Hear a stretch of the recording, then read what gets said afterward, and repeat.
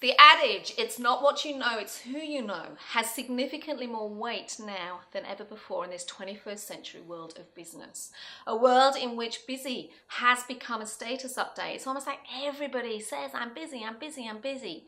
A world in which we are becoming increasingly interconnected, a world where information is fast, it's flat and free. And a world in which, as a result of that, every single one of us is trying to work out, how do I stay relevant? How do I stay needed? How do I stay on top of the information that matters and the people that are important to help me and my business and my career grow? So we all know we've got to network.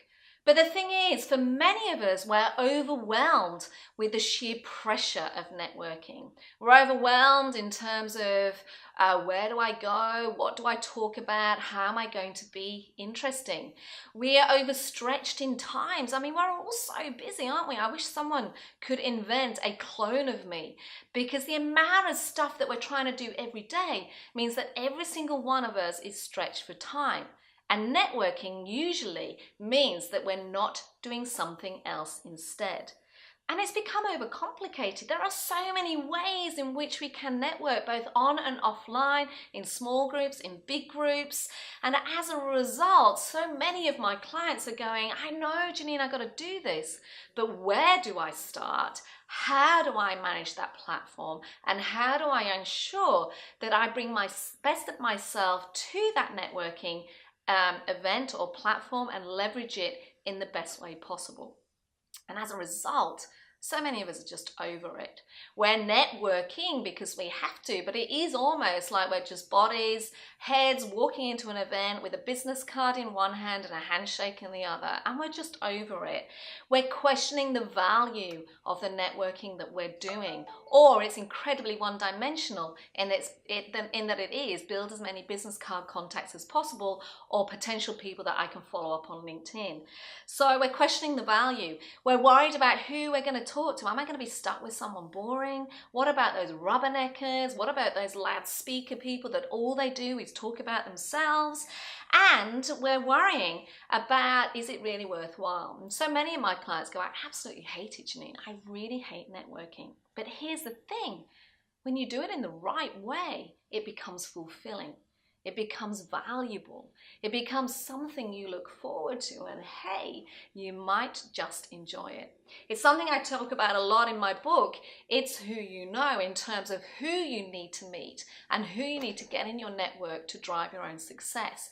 But what I want to talk about today are the 3 biggest mistakes that I see happening when it comes to networking. The first one is we become very unclear about why we're networking and what it is that we're trying to achieve.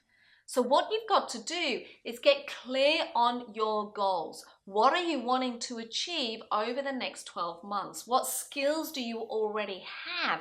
And what is missing from your repertoire? What help do you need to succeed? Then get clear on who is missing from your network that can help you with that. What are the gaps in terms of the knowledge, the skill, the insight that you need to seek out? And then, you've got to go and seek them out. You've got to find the right event to attend to. LinkedIn is an awesome way to meet people, or it's closer to home than you think, because more often than not, it's not what you know, it's who you know. And it's as simple as asking somebody else if they can make an introduction. But here's the thing.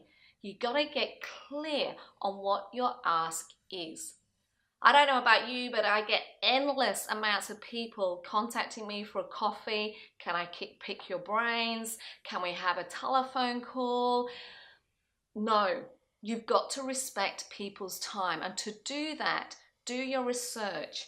Get really clear about the person that you're wanting to meet and their skills and what they've done and what it is that you want to learn from them. I call it the 1 key question. Do your research and identify the 1 key question that you want to ask that person. For example, it could be, I'm really impressed with how you've managed to get to partnership so quickly. I'd love to talk to you about the 1 piece of advice that you would give me to help fast track my career. Or it could be, I've been watching what you're doing online and I'm really loving your positioning and your messaging online.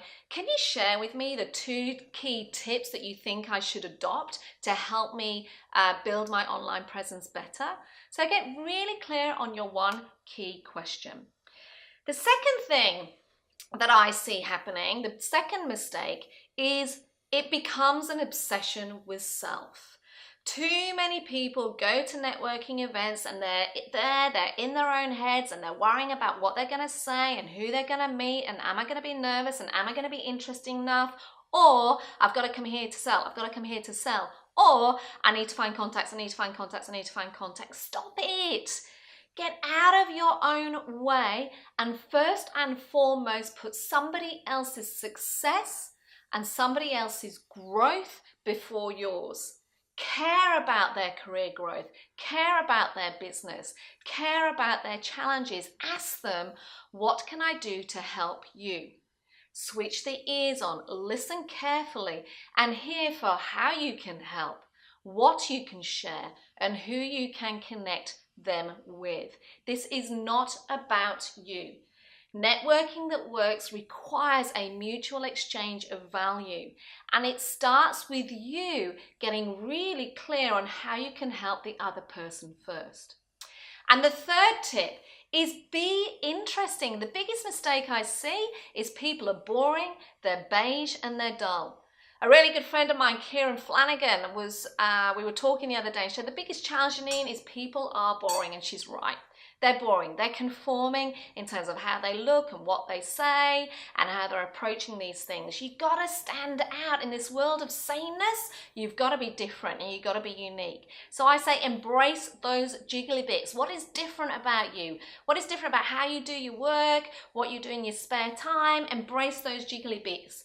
Remember to feed your brain with awesome stuff. If you feed it with garbage, garbage will come out. Feed it with interesting stuff. Watch your TED Talks, read white papers, read information, listen to other people, because that makes you interesting. And remember, first impressions count.